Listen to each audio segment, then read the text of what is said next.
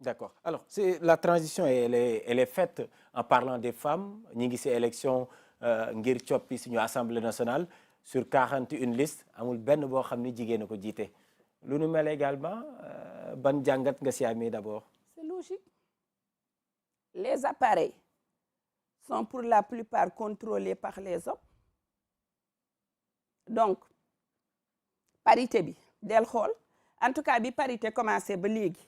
waxuma amul de musuma gis liste boo xam ne dañuy def jigéen def góor. waaw mais est-ce que loolu responsabilité aussi di jigéen jigéen ñoo ko war a xeex on va en discuter, je suis d'accord, mais on ne peut pas sempi position ak contrainte jigéen yi xam nga loolu lan moo ko indi c'est vrai, c'est établi dans les contextes de coalition, les femmes et les jeunes passent à la trappe parce que les intérêts de pouvoir sont tels, les compétitions sont telles que les ténors ñoom ñooy wax. Et puis maintenant ça change, on ne nous a pas socialisé à xëccoo. léeg-léeg góor ñi bu ñuy xëccoo bay bëgg a xeex benn jigéen moo ne garaawul jox leen ko man jox leen ko sama place man mun naa xaar parce que effectivement on nous a socialisé à ne pas compétir. Mais je pense que on ne peut pas faire le constat toog. Je suis dans des groupes où on discute, où on se dit que il faut que les femmes créent de plus en plus leur appareil. Il faut que les femmes créent de plus en plus leur coalition. Il faut que les femmes de plus en plus puissent sponsoriser des femmes, pas seulement des femmes, mais des hommes aussi qui sont favorables à leur cause, des hommes qui ont une sensibilité plus accrue pour les questions de citoyenneté plus affirmées des femmes. Je sais que ça, c'est une réflexion qui est en train de faire son bonhomme de chemin, mais moi je ne même Anta Babacar Ngom, qui a quand même une posture, qui a une présence, et moi je trouve qu'elle a percé, elle a bien percé, mais dans sa coalition, elle n'a pu obtenir que la 2e place. Pourtant, elle avait, je pense, tous les arguments, etc. Mais je suis sûre que entre wax jeeg góor ñu ko wër ak yooyu, peut-être, bon, elle a dit, c'est pas grave, je me mets en 2e position. Alors, la campagne électorale tire à sa fin. Gis nañ ni Assemblée nationale la ñuy coppi. yow Diatou Cissé en tant que citoyenne, en tant qu'observatrice, ban évaluation ngay def ci campagne électorale bi? Je dois dire que je suis très nostalgique.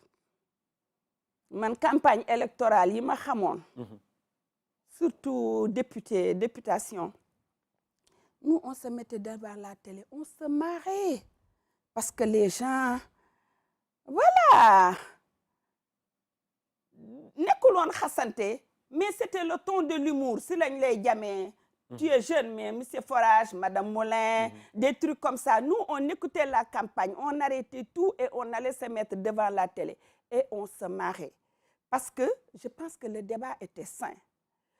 Là, moi, parfois ça vole tellement bas. C'est pas tout le monde. Heureusement, c'est pas tout le monde. Mais il y a des pics d'animosité. Des pics presque d'indécence. Yo xamné man je ne suis pas à l'aise avec ça. Maintenant aussi les programmes, parlons-en. Moi j'ai entendu des candidats des listes des coalitions porter un discours de candidat à la présidentielle. Damay def li te là les médias am nañ ci rôle. Notre rôle, c'est de ramener les gens sur la mission du député et de les interroger sur ça. Tu peux faire des propositions de loi. Tu peux porter le plaidoyer pour ton patelin. Tu peux faire peut-être, et ça c'est même pas encore établi parce que les textes finalement ne permettent pas de faire effectivement le contrôle de l'exécutif et l'évaluation des politiques publiques.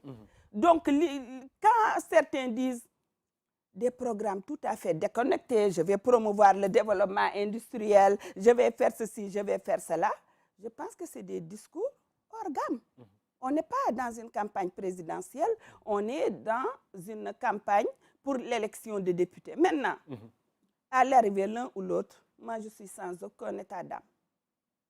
Que le meilleur gagne, qu'on ait une assemblée équilibrée, où on puisse, où aucune force ne neutralise les autres, une assemblée responsable, où aussi, c'est parce que on n'est pas, c'est pas parce qu'on n'est pas d'accord ou opposant qu'on plombe aussi les décisions ou les votes. On veut, comme tous les Sénégalais, une assemblée responsable. On ne veut plus, et je pense que tous les Sénégalais sont d'accord, d'une assemblée de chiffonniers. Moi, je pense qu'on avait une assemblée de chiffonniers.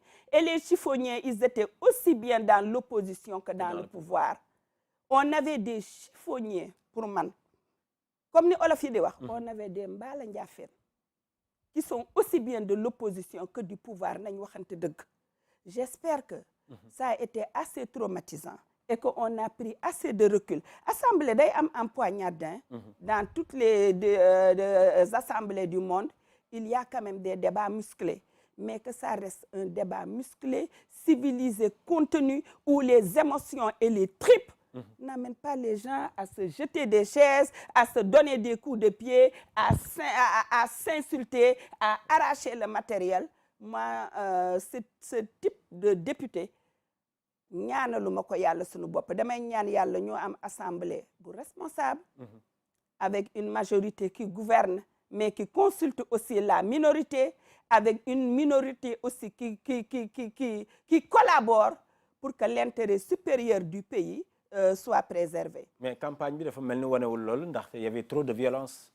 Il y avait trop de... C'est quand je te dis, mais tu sais, la violence physique, elle est toujours précédée de la violence verbale. Il y a eu... Et c'est inouï. En fait, des gens comme moi, je pense qu'on doit sortir de notre bulle. Je fais partie de rares Sénégalais qui pensaient qu'il y a un niveau de violence yi mënul am. Mais effectivement, il y a eu beaucoup de violence parce qu'il y a beaucoup de haine. Ce qui se passe là, ce n'est pas des idées antagoniques, ce n'est pas des programmes antagoniques. Il y a de la haine cristallisée. Heureusement, pas par tous. Heureusement, pas par tous. Mais il y a une espèce de haine cristallisée entre des leaders et qui irradie un peu sur toutes leurs troupes. Et je pense que c'est ça qui nous vaut la violence. Moi, je suis soulagée qu'on arrive au terme au moins de la campagne. J'espère et je souhaite vraiment que dimanche, ñëpp dem voter ci jàmm, ñu am assemblée ci jàmm, que le pays continue. C'est peut-être un peu mal élevé de le dire, mais franchement, je pense que pour l'essentiel,